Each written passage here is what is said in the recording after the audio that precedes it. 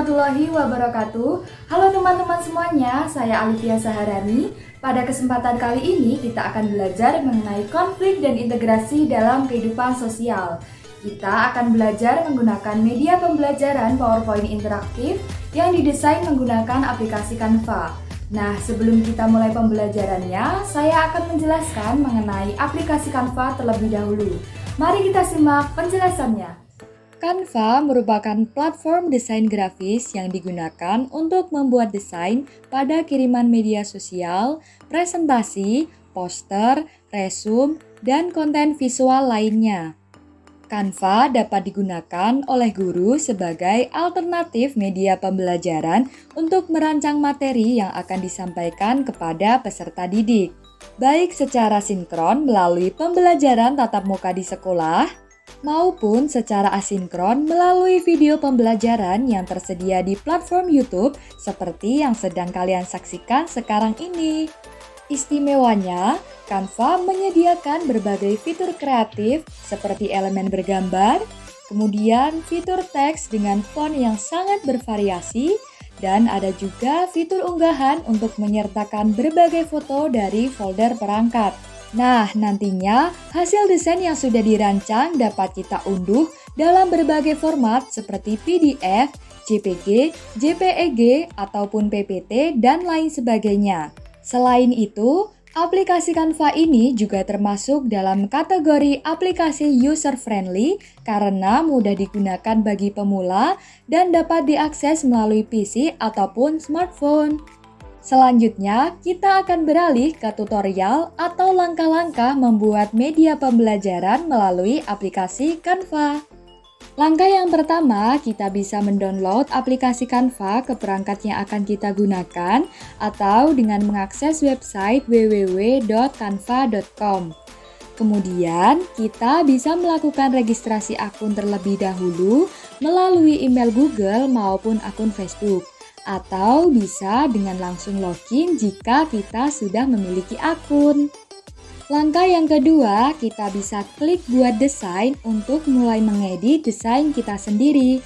Di sini banyak sekali pilihan desain seperti video, kiriman Instagram, poster, presentasi, resume, proposal, dan masih banyak lagi. Di samping itu, kita juga bisa menggunakan alternatif lain yang lebih praktis, yaitu dengan memilih salah satu template yang kita inginkan agar proses editing menjadi lebih mudah. Di sini, kita akan memilih desain presentasi untuk membuat PowerPoint interaktif. Nah, pada saat proses mengedit seperti ini, kita bisa memanfaatkan fitur elemen dari Canva untuk menambahkan berbagai hiasan seperti bentuk orang, bunga, grafik, dan lain sebagainya. Kemudian, kita juga bisa menggunakan fitur unggahan untuk menambahkan gambar dari folder perangkat. Atau bisa juga kita menambahkan teks dengan banyak pilihan font sesuai dengan daya kreativitas kita masing-masing. Nah, di sini kita akan menggunakan beberapa jenis font untuk variasi judul dan teks materi. Kemudian, kita mengunggah gambar dari folder perangkat sebagai pendukung materi hingga memanfaatkan berbagai macam bentuk hiasan dari elemen yang disediakan oleh Canva. Setelah semuanya selesai, langkah selanjutnya adalah kita menyimpan desain yang telah kita buat. Kita bisa mengunduh hasil desain ini dalam berbagai format yang kita inginkan. Nah, karena di sini kita membuat desain presentasi, jadi kita bisa mengunduh hasil desain ini dengan format PowerPoint. Nah, unduhan telah selesai dan filenya akan otomatis tersimpan di folder perangkat yang sedang kita gunakan. Bagaimana teman-teman mendesain PowerPoint interaktif menggunakan aplikasi Canva? Mudah sekali bukan? Nah, sekarang saatnya kita untuk belajar bersama. Mari kita mulai. Untuk pembelajaran secara asinkron, guru dapat menggunakan aplikasi Google Classroom yang dimanfaatkan sebagai kelas virtual. Guru dapat mengirimkan fitur presensi, membuka forum diskusi untuk berinteraksi dengan peserta didik, serta mengirimkan bahan ajar sebagai kegiatan pembelajaran di kelas virtual. Di sini, guru dapat memanfaatkan platform YouTube untuk mengunggah video pembelajaran yang akan ditonton oleh peserta didik seperti tayangan berikut ini. Konflik dan integrasi dalam kehidupan sosial untuk SMP atau MTS kelas 8 disusun oleh Alivia Saharani dengan NIM 20416244002. Selamat belajar! Pertama, kita beralih ke petunjuk penggunaan PowerPoint interaktif. Tombol Start digunakan untuk memulai pembelajaran dan game, tombol menu digunakan untuk menampilkan halaman menu, tombol panah ke kiri untuk menampilkan halaman sebelumnya, dan tombol panah ke kanan untuk menampilkan halaman setelahnya. Selanjutnya, kompetensi inti dan kompetensi dasar. Kompetensi inti yang pertama, menghargai dan menghayati ajaran agama yang dianutnya. 2. Menghargai dan menghayati perilaku jujur, disiplin, tanggung jawab, peduli dalam berinteraksi secara efektif dengan lingkungan sosial dan alam dalam jangkauan pergaulan dan keberadaannya.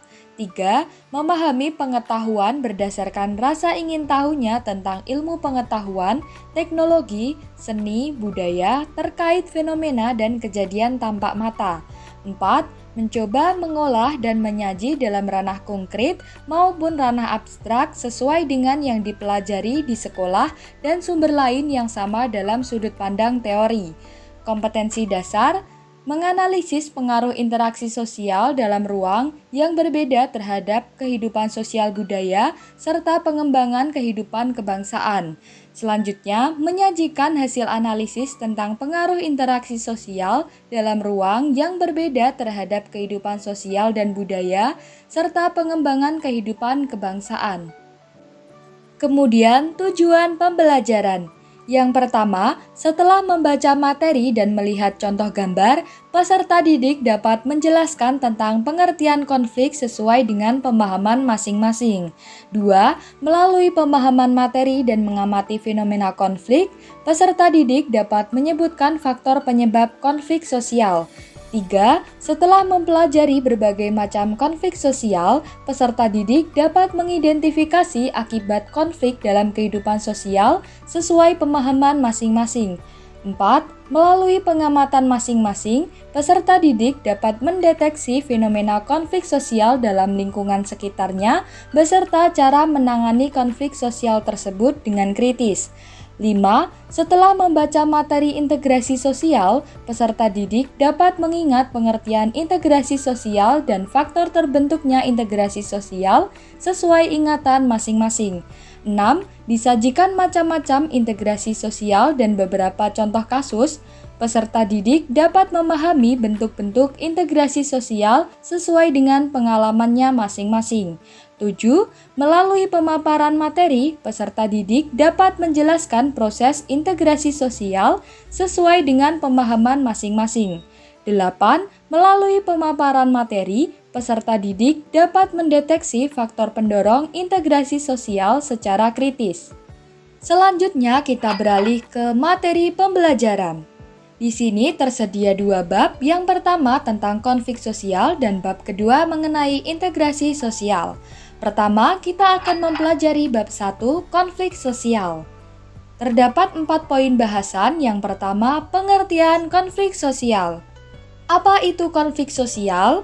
Menurut Robert Lawang, konflik adalah perjuangan untuk memperoleh hal-hal yang langka seperti nilai, status, kekuasaan, dan sebagainya dengan tujuan tidak hanya memperoleh keuntungan, tetapi juga untuk menundukkan pesaingnya.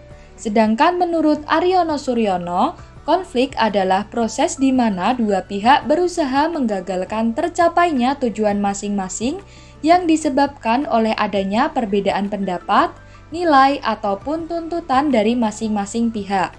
Menurut Suryono Sukanto, konflik suatu proses sosial di mana orang per orang atau kelompok manusia berusaha untuk memenuhi tujuannya dengan jalan menentang pihak lawan yang disertai ancaman dan atau kekerasan.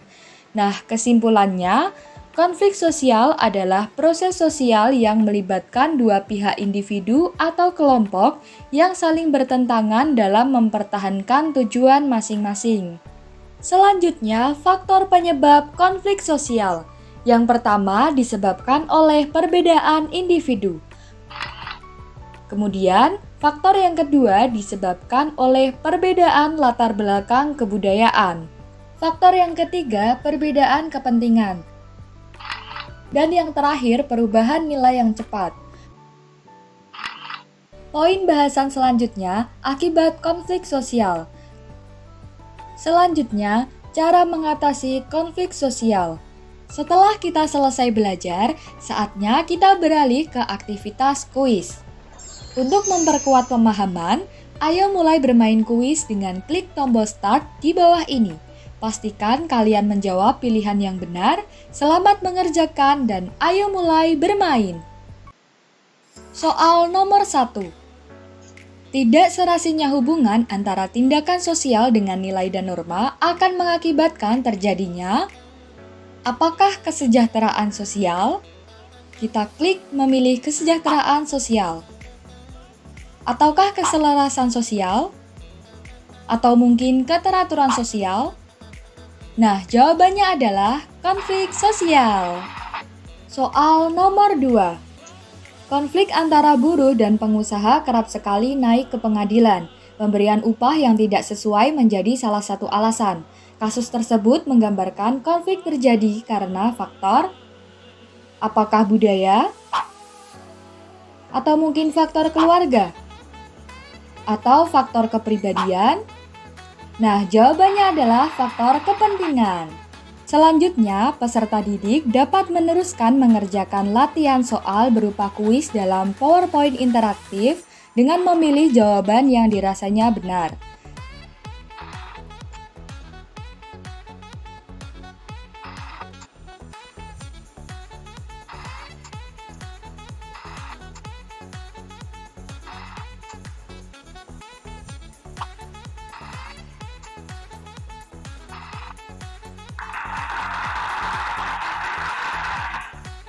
Jika sudah mencapai halaman ini, artinya teman-teman telah menyelesaikan kegiatan pembelajaran pada pagi hari ini. Nah, teman-teman, ternyata menyenangkan sekali ya belajar menggunakan media pembelajaran PowerPoint interaktif yang telah didesain menggunakan aplikasi Canva. Semoga apa yang kita pelajari bermanfaat. Terima kasih. Wassalamualaikum warahmatullahi wabarakatuh. Sampai jumpa.